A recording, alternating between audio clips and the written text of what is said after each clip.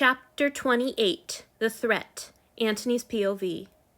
The boy really was an excellent reader, Antony thought. He was clear and expressive. He wasn't too shy to let his voice rise and tighten with passion when the verses called for it, but he didn't over-emote either. He let the words speak for themselves. He also had a way of slowing down over certain lines, as if he were turning each word over in his mouth and tasting it. At those moments, his voice dropped to a lilting husk, lower than his usual speaking voice, and Antony would find himself maddeningly distracted by the way Hanyu licked over the syllables. He would have thought the boy was trying to seduce him again if it hadn't been for Hanyu's total rapt attention to the book. He loved these poems, Antony realized. Hanyu hadn't struck him as much of a reader. Antony had never seen him pick up a book to read to himself, but apparently he'd been wrong about the boy. No one could read like this if they didn't love words for their own sake. He really ought to introduce Hanyu to Iovita sometime. Antony was broken from that train of thought by a knock on the door. Hanyu seemed startled as well, judging from the way he dropped the book right onto Antony's face. Antony yelped, more in surprise than pain, though the corner was sharp and had caught him right on the nose, and Hanyu's witchy reading voice turned back into his own ordinary excited chatter. "Oh gods! Sorry, Antony! Are you all right? Shit! Sorry!" He sounded almost as much amused as panicked. Damn brat. If he'd done this during their first week together, he'd have been abasing himself on the floor at Antony's feet and begging his forgiveness right now, not trying to choke back a laugh. And Antony definitely wouldn't have been trying to swallow down a laugh of his own.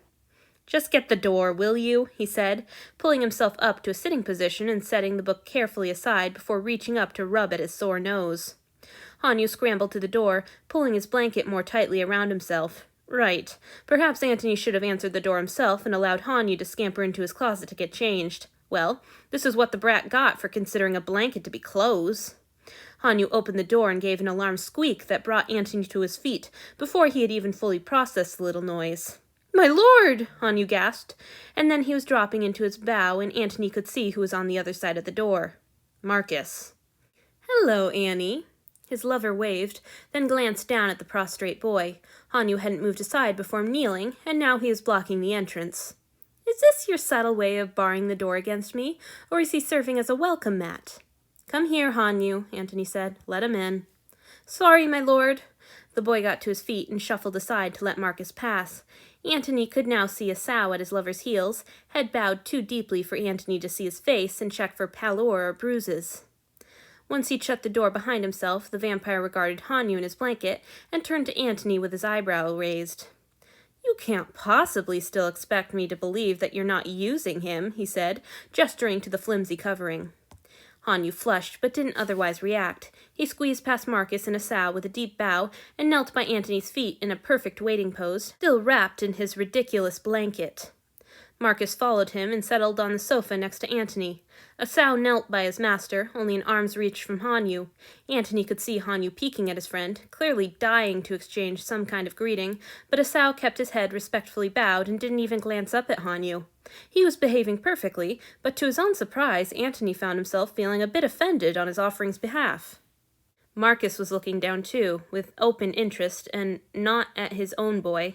Antony was suddenly very aware of how seductively vulnerable Hanyu appeared in his makeshift garb. The blanket was knotted over one shoulder, bearing the other shoulder as well as a wide expanse of chest and collarbone, and the knot was big and loose and could be undone with a single quick tug, sending the fabric sliding down his body in an unveiling more erotic than plain nudity would have been. Antony felt a powerful urge to send Hanyu to get dressed, but that would be a foolish move with Marcus here. Instead, he would need to draw that sharp attention to himself. "To what do I owe this pleasure?" he asked. He was gratified to see his lover's gaze lift to meet his. "I wanted to check in on you after that madness on deck," Marcus replied. "That punch looked like it hurt. Did Julia take a look?" "Briefly." Antony shrugged. "It's a broken rib, as I'd already guessed from the snapping sound. She said it should be healed up by tomorrow night at the latest. I think it's already mostly better." Marcus hissed sympathetically. "Still, those hurt like a bitch. Lena really went for you, didn't she?" "I can handle it." No one knew better than Marcus what he could handle. "Still, I'm glad it's all behind us now." Marcus hummed in agreement. "Poor old Thad. I can't say I'm terribly surprised, though. There's not much there to tempt even a human." "Thad's a good man." "Better than either of us." "Dido's lucky to have him." I don't know if I'd use the word lucky after all this, Marcus shrugged. Or alive. Antony was peripherally aware of Hanyu stiffening at the words. He had to fight to keep his gaze on Marcus and his hand from drifting to give the boy a comforting squeeze of his shoulder or stroke of his hair. Thad's not going to kill him, he said firmly. He doesn't even seem very angry, just sad. He said he didn't plan to hurt him. Not even as a punishment? Marcus demanded. I think he just wanted to talk about things, Antony replied. Marcus groaned. For fuck's sake! Well, I guess we can expect another fight when the damn creature goes crawling after another of us in a few months then. You really think he wants to put himself through all that again? Antony asked. He won't be able to help himself. Hell, it's probably why he sought Lena out in the first place. They need to be dominated, shown their place. We both know Thad wouldn't be much good at fulfilling that need. He still has to learn that he can't let humans push him around like Julia and Cloelia do. The poor thing was probably hoping he would be caught, and Thad would finally start behaving like a real master. Hanyu's efforts to catch Yasau's attention had grown bolder and more noticeable. He was twitching his fingers in little waves and lifting his head to dart looks at his friend so rapidly that it was starting to look like a little dance. Antony nudged him gently with his foot, and Hanyu settled back into his kneel without even glancing up at him. That seems overly elaborate, Antony argued, hoping to keep Marcus's attention on himself. Maybe he just likes women, or he was bored and needed something different. That doesn't mean he wanted to be punished. Marcus rolled his eyes. You're still so naive, Annie. Come and tell me all your deep insights about human behavior once you've looked at one of them for longer than it takes to have your supper. What are you talking about? Antony snapped, though he had an uncomfortable suspicion that he knew already, and that his lover wasn't wrong. This boy may have caught your eye, but how long was your last one dragging himself about with a long face without you even noticing? I may be rough with my offerings, but I don't kill them with neglect the way you do. That stung, mostly because he knew it was justified. It was even harder now to keep from reaching for Hanyu, this time to comfort himself rather than his offering. Soulless. I suppose I'm being too hard on you, Marcus said after a moment's silence. You do seem to have mended your ways with this one. He's not as pretty as mine, but I do see the appeal, especially if he walks around half naked like this all the time. Goodness sakes, Marcus. Antony forced his face into neutrality and rolled his eyes. Is your upper brain even a part of this conversation? I can't help it. My lover has been neglecting me sorely this month. Marcus's arm crept around Antony's shoulder and his voice dropped seductively. Antony was pleased with this change in direction. He realized that he had gotten rather worked up over the last hour of reading. Anyhow, he hadn't had partnered sex since their misunderstanding 2 weeks ago. It would be nice to scratch that itch. It would be time for Hanyu and Yasau to go exercise soon. They would have the place to themselves. He could find out exactly what Marcus meant by thanking him. Yes, the night was definitely looking up. He tilted his head up to catch his lover's eye. Marcus's gaze was still fixed on Hanyu. That chilled the lazy heat that had been working its way through Antony's body. Marcus had never taken an interest in one of his offerings before. Why now? Why Hanyu? Are you trying to seduce me by complimenting and oogling my attendant? Antony reached up and tilted Marcus's chin toward himself, breaking his lover's intense gaze. If those are the kind of strategies you're using for battles, I might need to find myself a new war chief. Marcus laughed, and Antony relaxed a little. All right, I'm sorry, but can you blame me for being interested? This is the pretty little thing that broke a streak of 600 years? 7, actually. Not that any kind of streak had been broken. I am not betting him, Antony snapped. For goodness sakes, why would I lie about that? I don't know. Why, Annie? Unbelievable. What is this about? Are you jealous? Because if I recall correctly, our raid turned into a damn orgy and that didn't seem to bother you. Oh, I'm not jealous or bothered. Marcus nuzzled closer. Just curious. It makes me wonder what secret skills he's hiding behind that idiotic facade. I think you're holding out on me, Annie.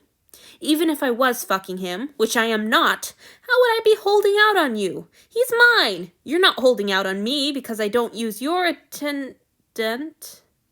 The last word faltered on Antony's tongue as he realized he'd just walked right into a trap. Sure enough, Marcus's smile was easy and lazy and not the least bit surprised. Damn it! He had gotten so rusty. If he'd been this careless in his father's court, he would have been eaten alive.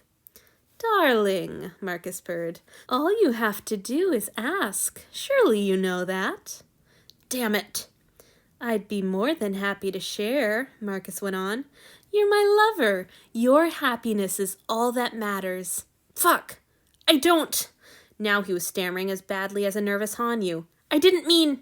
Really, it's my pleasure. A sow? No! Antony shouldn't snap. He was letting Marcus know he'd gotten to him, though, considering his earlier stammering, that was probably a foregone conclusion at this point. I'm not making some kind of trade, Marcus. Who said anything about a trade? Listen, I'm not bedding my attendant, and I don't want to bed yours. Who said anything about the bed? Marcus raised an eyebrow. Sal will be happy to serve you right here. I didn't mean... A sow, Marcus interrupted. Lord Antony seems to be in need of some persuasion. A sow spoke for the first time since their arrival. Antony had forgotten how slow and sweet his voice was. Yes, my lord. He bowed his head to Marcus, then shuffled forward on his knees until he could bend forward and make his full bow over Antony's feet. He was almost in Hanyu's lap, but he didn't even seem to notice the other boy. Hanyu, on the other hand, was obviously aware of a sow. Quiveringly, painfully aware. He wasn't even trying to keep position anymore. His hands no longer rested loosely on his lap. They were fisted in the fabric of his blanket as his friend went on speaking, his warm breath ghosting over Antony's bare skin. Please use this unworthy body to satisfy yourself, my lord. It would be an honor to be of service to you. That isn't necessary, Asao. Antony tried to keep the tone of his interruption as gentle as possible. The boy fell silent, but began softly licking at the tops of Antony's feet. The wet heat of his tongue was distracting, but not enough to make Antony's voice waver as he went on speaking. Asao, get up. This is not going to happen. The boy knelt up. His face was aflame, from the shame of being ordered to beg before his friend, or from being rejected. Either way, Antony felt very much like cuffing Marcus upside the head. Oh dear, Asao. Marcus's voice was as slow and sweet as his offerings. You seem to be in danger of failing to carry out my orders. You'd better keep begging and hope Lord Marcus takes pity and uses you so you can avoid a punishment. Fuck! The boy looked up at Antony, his face anguished and his lips trembling just the tiniest bit. Antony felt the trap close around him with an almost audible snap. Please, my lord, the boy begged. I've been well trained. I'll make it good for you, I promise. I'll let you do anything you want. I'll be good. He extended a shaking hand toward Antony's crotch. Antony reached forward too, with exaggerated slowness, to make sure that when he stopped the boy's hand, it would be gentle. He didn't know whether he was going to refuse Asao. He didn't know whether he could. He cursed himself for ever letting Marcus see that he cared what happened to the boy. He should have known it would end up like this. He just needed a moment to get his thoughts in order. He needed one more second without Asao's hands on him. But before he could catch Asao's hand, Hanyu did it for him. Please don't use him, my lord. Hanyu looked up at Antony, his face all innocent, pleading. I was trained too. Take your pleasure from me. I want to be the one to serve you. Antony? There was the tiniest hesitation before he said Antony's name, the smallest determined flicker in his eye, the littlest hint of cunning. Gratitude and irritation rushed through Antony in equal measures. You brilliant, gorgeous, horrible brat.